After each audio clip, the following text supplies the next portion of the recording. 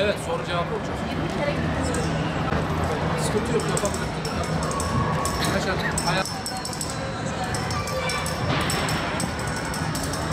Ankara Beypazarı ürünleri satıyorum.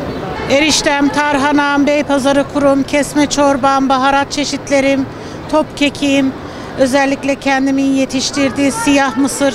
Ürünleri ben yapılmış alıyorum, burada satıyorum. Şimdi organik demeyelim, Türkiye'de organik hiçbir şey yok ama doğal yapılıyor, ev yapımıdır hepsi. En azından fabrikasyon değil, doğal yapılıyor. Yani paketli ürünlerde biliyorsunuz genelde gıda koruyucular falan katılıyor ama bu ürünlerin içinde hiçbirinde öyle bir koruyucu şeyi yok. Hani direkt üretenden alıyoruz, buraya getirip satıyoruz ama marketteki ürünler tabii raf ömrünü uzatmak için tabii ki mutlaka onlar da haklı olarak koruyucu katmak zorundalar. Tabii ki daha lezzetli buradakiler. Valla o kadar bilgim yok ama zararlı olduğunu her yerden okuyoruz, duyuyoruz, televizyonlardan seyrediyoruz. Yani o konuda çok bir bilgim yok açıkçası. Doğal antibiyotiktir tarhanamız. Yani kışın çocuklara özellikle anneleri ek gıdaya başladığında kullanabilirler. Erişte deseniz yani marketteki makarnadan 1000 kat daha doğal. Yumurta, tuz, unla yapılıyor sadece. İçinde başka katkı maddesi yok. O yüzden anneler tercih ediyor genelde. Daha doğrusu bilenler tercih ediyor.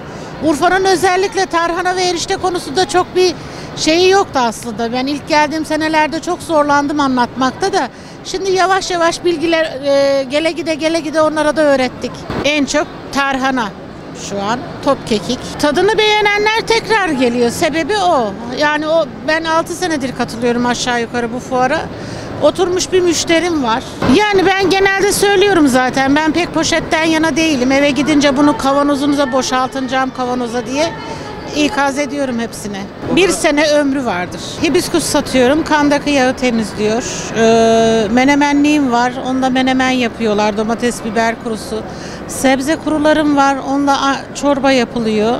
Beypazarı'nın meşhur dolma baharatı var. Onu dolma baharatı diye satıyorum ama cacıkta kullanıyorlar, zeytinin üstüne kullanıyorlar. Ben de kendi yöresinden geldiği için, daha yerli olduğu için, doğal olduğu için yöresel ürünlerdeki amaç da o sanırsam. İşte mesela ben Beypazarı'nın ürünlerini tanıtıyorum. İşte Kastamonu'dan gelen sarımsağını tanıtıyor. O gibi mesela ama direkt oradan geldiğimiz için hani raf ömrü de çok uzamamış oluyor. Taze ürünler geliyor. Özellikle Urfa Fuarı için bütün esnaflar hani taze bir ürün elde ediyorlar. O yüzden bence güzel bir etkinlik. Bu sefer biraz şaşırdık açıkçası. Katılım çok güzel ama bu pek işe yansımadı bu sefer. Biraz bizi şaşırttı diyebilirim.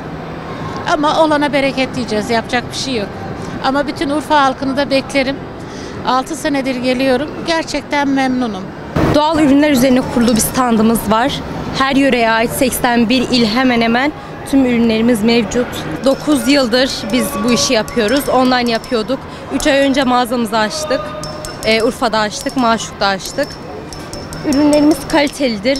Birebir tarımdan onaylıdır. En çok cevizli sucuk olmak üzere, zeytinyağı olmak üzere. Şu dönemde zeytinyağının full kalitesiz olanı satıldığı için bizimki tarımdan onaylı %100 doğal zeytinyağı olduğu için daha çok müşteri topladık. Yani müşteri memnuniyetimiz var. Çoğunlukla gıdaya yönelik oluyor. Hani memnuniyet de var aynı şekilde. Müşterilerimiz zaten bilindik. Biz her zaman fuarda olduğumuz için fuarlarda böyle giyim, evet o tarz şeylere de rehabet oluyor ama çoğunlukla gıdaya oluyor. Yöresel ürünlere daha bir sıcak bakıyorlar. Daha çok alım oluyor.